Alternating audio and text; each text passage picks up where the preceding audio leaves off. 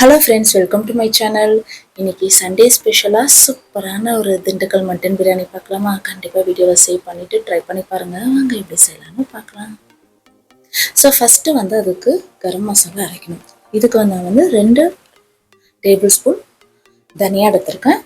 And 1 table spoon மிளகு, 1/2 table spoon சீரகம், 1 table spoon சோம்பு, 4 கிராம்பு, 5 ஏலக்காய். 5 ஏலக்காய் தான் ஃபஸ்ட்டு வச்சேன். அதுக்கப்புறமா 4 ஏலக்காவை எடுத்துட்டேன். அதுக்கப்புறமா பட்டை, கல்பாசி, 2 அன்னாச்சிப்பூ, அதுக்கப்புறமா 1 ஜாதி பத்திரி, கொஞ்சமாக பிரிஞ்சி இலை.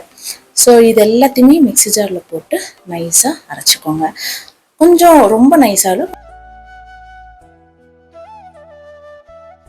ஸோ அதே ஜாரில் ஒரு 20 சின்ன வெங்காயம், 4 பச்சை மிளகா, ஒரு துண்டு இஞ்சி, 10 பல்லு பூண்டு, இதை நல்லா மைய அரைச்சிக்கலாம். ஸோ நான் அரிசி பார்த்தீங்கன்னா 1/2 கிலோ எடுத்திருக்கேன். அதாவது 500 கிராம், 2.5 ஆளாக்கு. ஸோ இதை தனியாக எடுத்து வச்சுக்கலாம். இப்போ நம்ம மட்டனை கொஞ்சமாக எண்ணெய் விட்டு, மட்டன் 700 கிராம் எடுத்திருக்கேன். 1 டேபிள் ஸ்பூன் இஞ்சி பூண்டு பேஸ்ட் போட்டு எண்ணெய் ஊற்றி நல்லா விரட்டி, ஒரு 1.5 டம்ளர் தண்ணி ஊற்றி கொஞ்சமாக கல்லுப்பும் போட்டுக்கோங்க. ஒரு 1/2 டேபிள் ஸ்பூன்.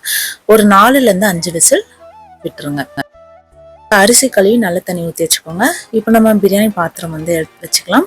இதில் ஒரு 4 டேபிள் ஸ்பூன் நான் எண்ணெய் ஆட் பண்ணிக்கிறேன். ஒரு 3 டேபிள் ஸ்பூன் நெய், அதுக்கப்புறமா அரைச்ச அந்த சின்ன வெங்காயம் பேஸ்ட்டு, அது கொஞ்சம் கலர் மாறினோடனே ஒரே ஒரு தக்காளி, சின்ன தக்காளி போட்டுக்கோங்க. கொத்தமல்லி, புதினா நல்லா பொடியாக கட் பண்ணுது, அதையும் சேர்த்து நல்லா இது பண்ணிக்கோங்க. நம்ம கரம் மசாலா அரைச்சோம் பார்த்தீங்கன்னா குறைப்பாக, அதையும் போட்டு ஒரே ஒரு டேபிள் ஸ்பூன் வெறும் மிளகாத்தூள், ஒரு 1/2 டேபிள் ஸ்பூன் கல்லுப்பு, 2 டேபிள் ஸ்பூன் தயிர் ஆட் பண்ணிக்கோங்க. இது எல்லாத்தையும் நல்லா மிக்ஸ் பண்ணிக்கோங்க. வேக வச்ச மட்டனை சேர்த்துக்கோங்க.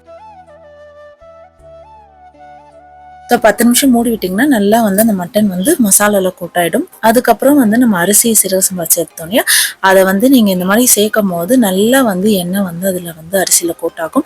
ஸோ நான் 1/2 கிலோ அரிசிக்கு 4.5 டம்ளர் ஆட் பண்ணியிருக்கேன். அதாவது 5 டம்ளர் ஆட் பண்ணோம். அரை டம்ளர் கம்மியாக ஊற்றுனீங்கன்னா தான் நல்லா உதிரியாக வரும். ஸோ அதாவது ஒரு அலக்கு அரிசிக்கு 2 டம்ளர் தண்ணி, அந்த கணக்கு வச்சுக்கோங்க.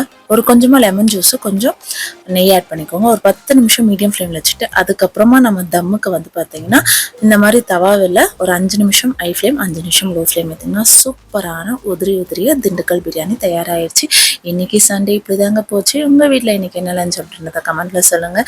இந்த வீடியோ பிடிச்சிருக்கா கண்டிப்பாக சேவ் பண்ணிட்டு ட்ரை பண்ணி பாருங்க. ரொம்ப பிடிச்சிருந்தா நம்ம சேனலை லைக் பண்ணுங்க, சப்ஸ்கிரைப் பண்ணிட்டு பாருங்க. அடுத்த வீடியோல சந்திப்போம். நன்றி, வணக்கம், டாடா, பாய்.